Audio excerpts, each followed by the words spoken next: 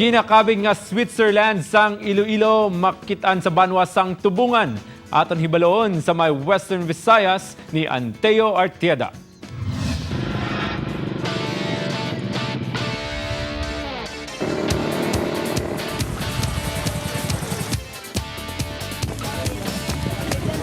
Switzerland sang Iloilo, ini ang masami nga tinaga nga lagway sa Mount Linggob sa banwa sang Tubungan.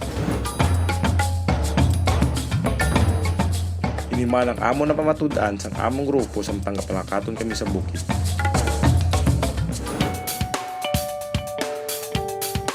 Makita ang malapad nga patag ka mga kailamunan, dugangan pa sang matahom nga mga kabulakan sa palibot.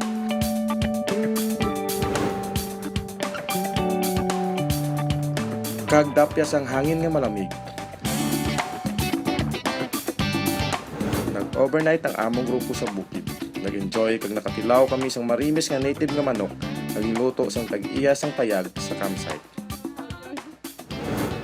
Antes kami nagtulog sa amon nga tent, nagbanding kami anay sa idalom sang bulan kag mga bituon. Hindi na kinahanglan pa magpabagyo pa para mabatyagan ang katugnaw sa palibot. Diri sa Mount Linggob, mas malamig pa ang huyop sang hangin. Apang ang hindi gid matupungan nga hitabo nga amon na eksperyensya kaysa unang kagayunan sa amon nga pagbugtaw pagkaaga. Samtang nga bantay kami sa pagbutlak sang adlaw, nakita namon ang Pole Rainbow o kon balangaw.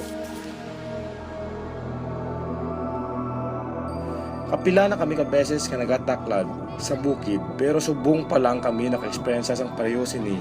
Gani amo na lang ang amon paghinugyaw. Linggob ang tawag sa bukid nga ini tungod mabatian ang echo sang imo singgit kung ara ka malapit sa summit sini. Halin diri pwede ka side trip sa Bato Simbahan kag Bato Sumpit Falls. Antes o kung pagkatapos ang pagtaklad sa Mount Linggob, Barangay Igtubli, Tubungan, Iloilo. Ako si Anteo Artieda para sa may One Western Visayas.